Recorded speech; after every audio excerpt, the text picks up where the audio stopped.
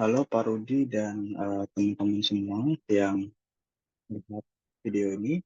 Di sini saya Daniel Dionika Putrawea dari jurusan Teknik Industri 2021 akan melanjutkan materi dengan mata kuliah perancangan dan organisasi industri dengan topik Managing Changing and Innovation. Nah, pertama-tama apa sih itu manajemen perubahan? Nah, manajemen perubahan itu adalah proses yang dilakukan secara terus-menerus untuk memperbaharui organisasi dengan tujuan dan dengan arah, struktur, dan kemampuan untuk bisa melayani kebutuhan yang selalu berubah dari pasar maupun dari pelanggan ataupun dari para pekerja di suatu organisasi itu.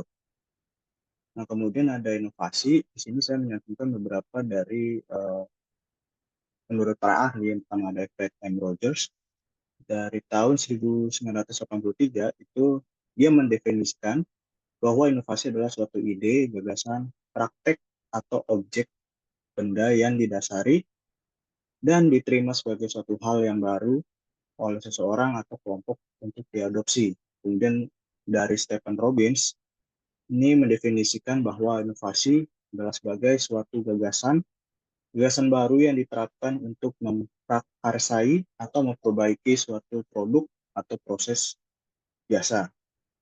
Nah, jadi menurut saya proses atau hasil pengembangan suatu ide baru, metode baru, atau produk baru yang berbeda secara signifikan dari yang sudah ada sebelumnya. Itu menurut kesimpulan yang dapat saya berikan.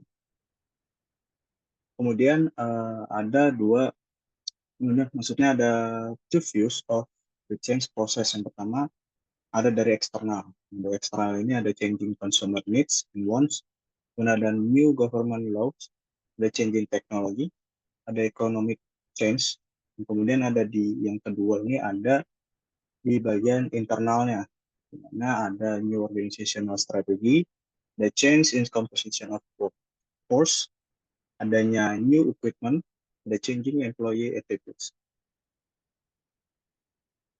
Nah, kemudian di sini ada tipe-tipe dari perubahan itu sendiri. Yang pertama itu ada yang berdasarkan dari structure atau struktural komponen dan struktural desain dari organisasi yang berubah karena adanya manajemen perubahan. Kemudian adanya perubahan menurut dari teknologi. Di situ ada terkait dari proses pekerjaannya, kemudian ada dari langkah-langkahnya, metode-metodenya, kemudian juga dari eh, peralatan-peralatan yang memang digunakan darinya nggak ada sampai ada ataukah digantikan dengan mesin. Kemudian dari perubahan dari orang-orangnya, di sini ada attitude, ada ekspektasinya dari para pekerjanya, terus persepsinya, terus yang lebih utama ini pasti dari kebiasaan-kebiasaan orang atau para pekerja di suatu organisasi itu, baik secara individual maupun secara kelompok. Nah, di sini saya mengambil contoh dari perusahaan Ford Motor Company, di mana ditemukan pada tahun 1903 oleh Henry Ford. Nah, Ford Motor Company ini memang pertama kali merambah di dunia otomotif pada tanggal 16 Juni 1903. Pada saat itu si Henry dan 11 rekannya bisnisnya itu menandatangani perjanjian kerjasama. Nah, dengan awal modal itu hanya 28.000 US dollar, di mana mereka merupakan pendiri perusahaan yang pada saat ini menjadi salah satu perusahaan terbesar di dunia. Di dunia. Nah, ini secara singkatnya ini ada pada tahun 1908 model T dari mobil yang diproduksi ini mulai diproduksi. Kemudian pada tahun 1956 mereka mendapatkan 35.000 pemegang saham baru. Kemudian pada 1989 ini Ford hadir di Indonesia. Nah, kemudian kita masuk ke chief use of change the process. Dari eksternalnya ini, Ford ini meningkatkan permintaan kendaraan listrik sehingga Ford mempercepat rencana elektrifikasinya. Kemudian adanya peraturan emisi yang lebih ketat yang mendorong Ford untuk bisa mengembangkan kendaraan yang lebih ramah lingkungan. Kemudian yang ketiga ini adanya kemajuan pesat dalam teknologi kendaraan otonom.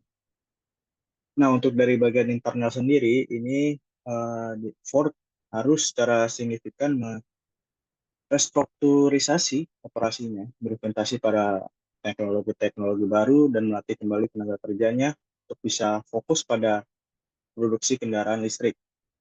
Kemudian Ford juga bergerak untuk menuju kendaraan otonom, sehingga Ford ini harus merekrut sejumlah besar profesional dengan keahlian dalam pengembangan perangkat lunak, kecerdasan buatan, dan ilmu data juga.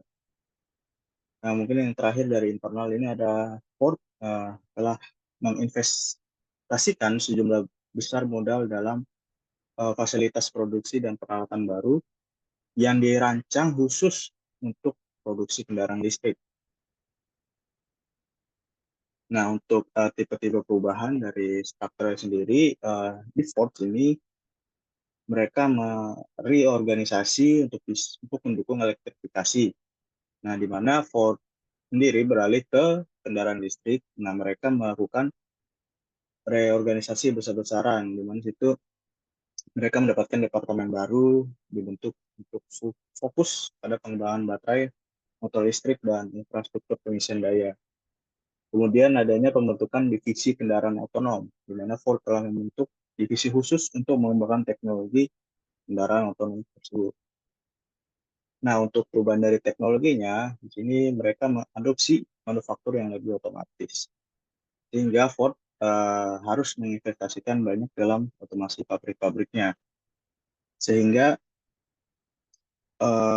tugas-tugas yang berbahaya seperti pengawasan dan pengecatan itu bisa dilakukan oleh robot-robot yang mereka investasikan itu.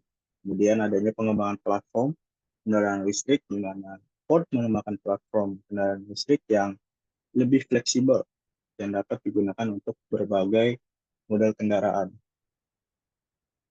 Nah, untuk perubahan dari people-nya atau dari para pekerjanya, Ford ini uh, melakukan pelatihan kembali tenaga kerjanya dengan pergeseran ke kendaraan listrik, mana memang harus Ford melatih kembali ribuan pekerjanya untuk bisa memiliki keterampilan baru yang dibutuhkan dalam produksi kendaraan listrik.